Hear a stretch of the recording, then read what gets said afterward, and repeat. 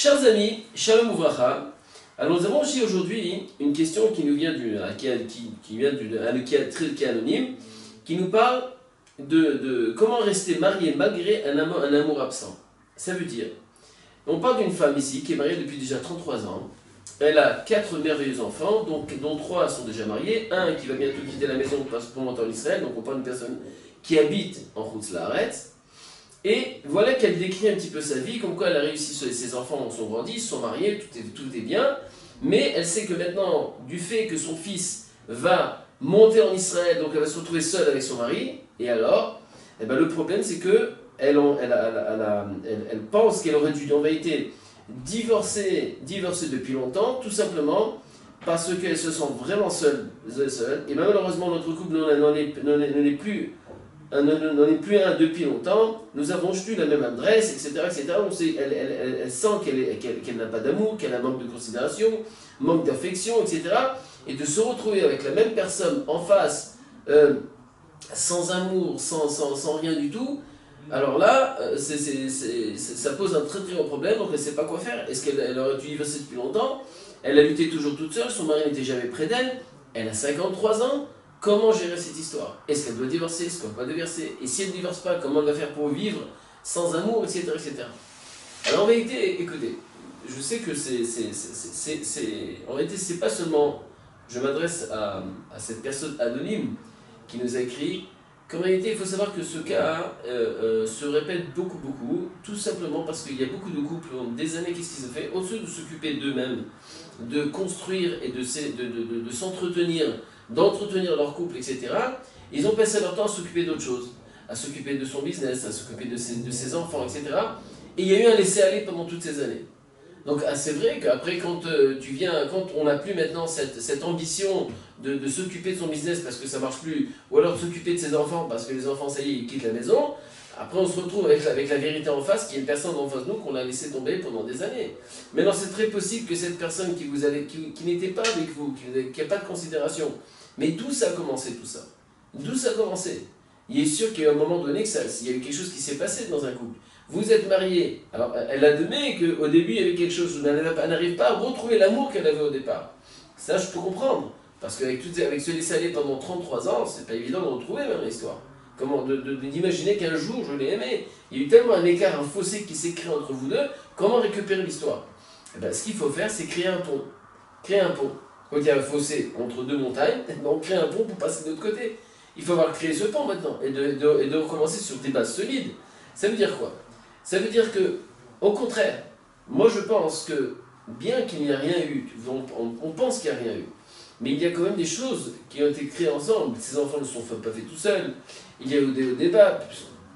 Même si cette personne, si ce mari, son mari était à côté, qu'il n'était pas toujours là, présent, etc., etc., peut-être parce que du fait que tu as tellement investi vers tes enfants, alors il y a eu un laisser-aller de son côté, lui il a senti un petit peu un manque d'amour, un manque d'affection de sa part, donc il n'a pas eu la possibilité d'exprimer son amour aussi à travers, parce que tu ne lui as pas donné de place dans la maison.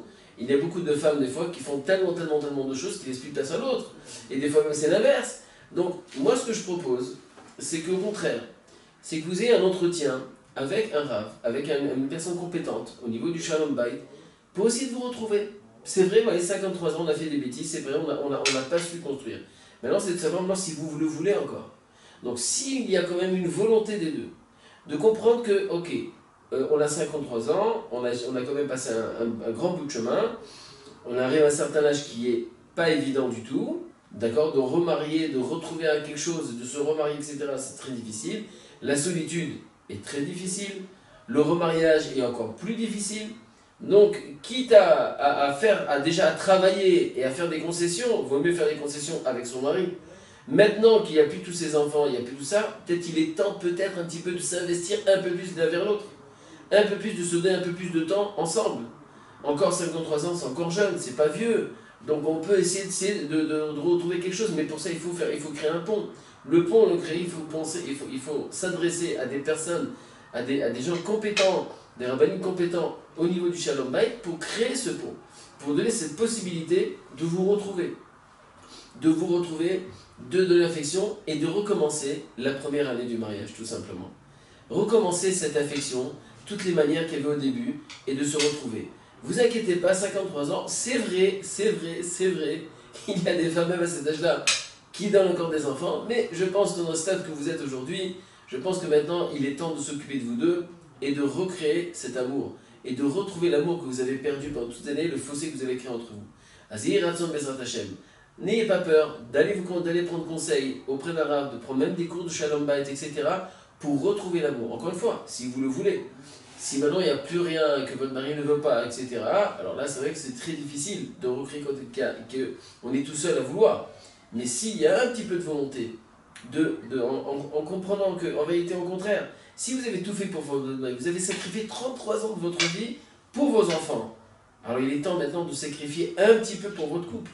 Et même si on continue pour les enfants, pour vos petits-enfants, à savoir qu'il y a un grand-père, il y a une grand-mère, qui sont des grandes personnes, et plus encore je vais vous dire, si vous arrivez à vous sacrifier, à créer ce pont entre vous deux, d'accord, à réussir à vous réunir de nouveau, alors en vérité, vous êtes en train d'investir pour vos enfants. Et pourquoi ça? Parce que d'avoir des grands-parents d'abord qui sont mariés, c'est très important. Et deuxièmement, vous leur montrez qu'il y a espoir. Et que même dans leur couple, même s'il y aura des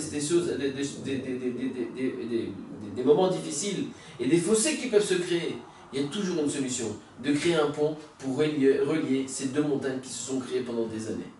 Azir Ratzon Bezrat Hashem, avec ce petit conseil, d'accord, qui est chaleureux et qui vient du cœur, vous donne cette force, ce courage de vous adresser à des personnes compétentes pour pouvoir réussir à créer ce pont. À la prochaine fois.